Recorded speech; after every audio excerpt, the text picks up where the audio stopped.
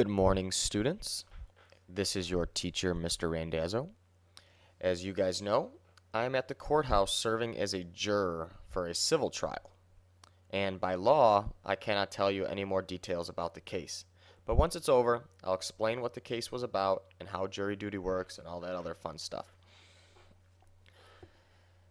By this time, you should have your headphones plugged in and your volumes turned up so you could hear. Unfortunately, they said that the trial will probably go until March 11th, which basically means I have been out for 3 weeks. That's a long time for me to be away, and you will have a great substitute teachers who have taught the same classes as me at Maine West and just recently retired, so you won't just have any other subs. You should have some pretty good subs who have taught this stuff before.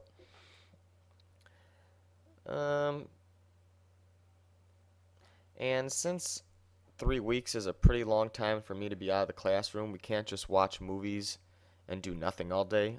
We must move on. I know you guys will be on your best behavior, and if you have any questions, please post it on the blog. I will get an email that says you have a question. Make sure it's relevant to the class. And then, from now on, I will try my best to teach you through YouTube. I will record my screen as we go through the PowerPoints together. I will not pause, though, to give you guys time to write the notes down. You have a pause button on your screen, so whenever you start writing notes about something, just pause the video until you're done.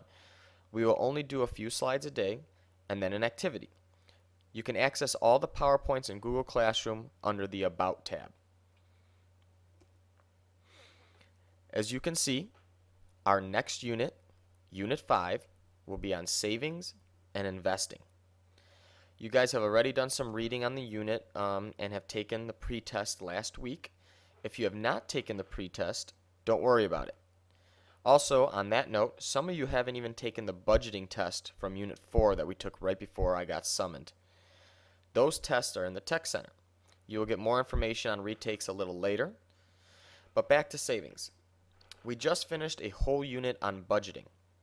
Basically, you are getting paid money, and you need to figure out what to spend it on.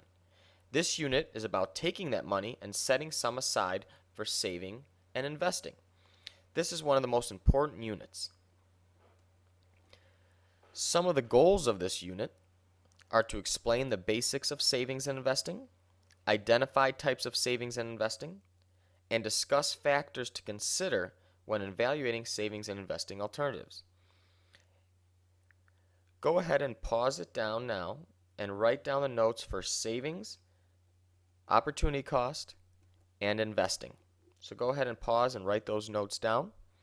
I'm going to keep going though, so make sure you pause it.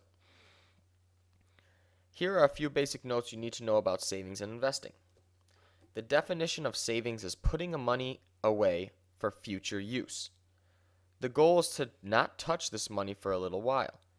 You don't need the money right now, so instead of just putting it under your mattress, you are going to put it in a savings account so that it builds more money and it is more safe. It is recommended that you deposit at least 10% of your paycheck directly into your savings account. Remember what that's called? It's called Pay Yourself First. If you set up direct deposit with your employer, you can have them put 10% of that paycheck directly into your savings account. So therefore, you don't have to worry about whether you are saving enough because it will automatically be put there. That's called Pay Yourself First. It is also recommended that you have at least 6 months' salary stashed away into a savings account. So if you have to make so say you make $2,000 a month, you would want to have at least $12,000 in your savings account. The reason you want that is because in case of emergencies. Say you lose your job. You now can at least pay all your bills and expenses for at least 6 months while you try and find a new job. Hopefully it doesn't take you longer than 6 months to find a job. Hopefully it only takes you a couple weeks, maybe a month, and then you could have some money back in your savings. Opportunity cost is when you put off spending money on something now to get something else later. It's a trade-off. I told you I had a trade-off when I was living with my parents after college. As soon as I graduated college, I could have bought an $80,000 condo that is the size of a box and not really nice. But instead, I decided to live at home for 4 years and then purchase a nice condo 4 years later. The trade-off was that I had to live at home for 4 years first. A lot of my friends got apartments right away after college, and they were not very nice apartments. So now I have a nice condo and they are living in bad apartments. But the good thing for them is that they got to live on their own after college and not with their parents. I gave up the opportunity to live on my own after college in order to get a better place 4 years later. So there was an opportunity cost. Another example, say your parents gave you $200 to buy a bike. You can buy a $200 bike now, or you can put that money in savings or investments, and say a year from now your $200 investment is worth $300, and then you could buy a $300 bike. You are giving up the opportunity of having a bike now for the opportunity to have an even nicer bike 1 year from now. That's what opportunity cost is. You have to decide what you want better. Do you want something now, or hold off a little bit and get something better later? I always like to think about the future. So as I always do trade-offs like this. Besides savings, the other thing we will talk about is investing. Investing is using your savings to earn more money. The goal of savings was to just keep your money in an account for emergencies, and it'll grow a little bit because of interest, but mostly just for emergencies so you don't spend it. Or maybe you have a goal in mind, like you want to buy something a little bit later, like you want to go on vacation. That's what savings is for. But you could also put some money in investing. Investing is taking the money and trying to make it worth more money. It's a little bit riskier than savings though. So you'll put your money in something and you want it to actually earn more money. That's the point of it, putting it in there. Go ahead and pause the video and write the definition of interest. But I'm going to continue, so make sure you pause it. So you need to determine your investment goals. Do you want to put money aside for emergencies or for future purchases, or do you want to make more money off your savings? Ideally, you're going to do both. But like I said before, savings accounts do pay a little bit of interest. So you will make some money off of it. Interest is money you receive for letting others use your money. When you put your money into a savings account in the bank, what does the bank do with that money? It doesn't just sit there in a safe or a vault. Like if you go to the bank, you're not going to just go and see a bunch of money stashed here. Yes, they'll have money there, but they won't have every single person's exact amount of money there. They take your money and they invest it, or they loan it to other people. So if you're getting a loan from a bank, you're basically taking other people's money. Because you are letting them borrow your money, they will pay you a small fee, and that's called interest. In a regular savings account, the interest is really small, like 1%, but still, they're giving you free money. So just by putting your money into a savings account, you get free money called interest. Go ahead and pause the video and write the definition of simple interest. I will continue. There are two types of interest that you can earn on your savings account, either simple interest or compound interest. You just have to look at what the banks offer and pick one based on all its features. So you could look at the bank's contracts. You could get one with simple interest. You could get one with compound interest. Some banks offer different things. The first type of interest is simple interest. Simple interest is interest earned only on the money you deposited into your savings account, also known as the principal. So if I put $1,000 in my savings account, that's called the principal. The amount you put in is the principal. To determine how much money you will get in interest, we have three factors. How much money you have in your account, what the interest rate is, and the length of time you keep it in there. Obviously, the higher all these three things are, the more money you'll get. For example, say you have $1,000 in your savings account, and it will pay you 2% annual interest. Remember, annual means at the end of the year. All you do is take 1,000 and multiply it by 0.02. Remember, if you're multiplying a percentage, it's 0.0. You got to move it to the left 2 decimal places. So 1,000 times 0.02, because that's what 2% is, and you get $20. So the $20 they give you is called interest. So now, instead of $1,000, you now have $1,020 in your savings account. They gave you free money, and it's very safe. You cannot lose that money. Even if your the bank burns down, all your money burns away, it's insured, and we'll talk about that later. Go ahead and pause the video and write the definition of compound interest. I'll continue. Compound interest is even better for you than simple interest. It's interest earned on both the principal, which remember is the money you put into your savings account, plus they'll give you interest on top of the interest you already earned. So you are getting interest on not only the money you put in, but you're earning interest on all the money total in your bank account. So looking back to that simple interest scenario, you deposited $1,000 in your savings account at 2% interest and you made $20 at the end of the year. If you had a simple savings account, you would keep doing 2% on the original $1,000 and basically just keep getting $20 every year. But with compounded interest, for year 2, you would calculate 2% on $1,020 and not just $1,000. They are giving you interest on that extra $20 as well. So after year 2, you would have $1,040 plus 40 cents instead of $1,040. You received 40 cents more by having compound interest. Obviously, that doesn't seem like a lot, but people usually have a lot more than $1,000 in a savings account and usually have it there for a long, long time, so it adds up. So if you have a choice, go for the compounded interest. Also, the compounded account could be compounded every day, every month, every quarter, half a year, or yearly.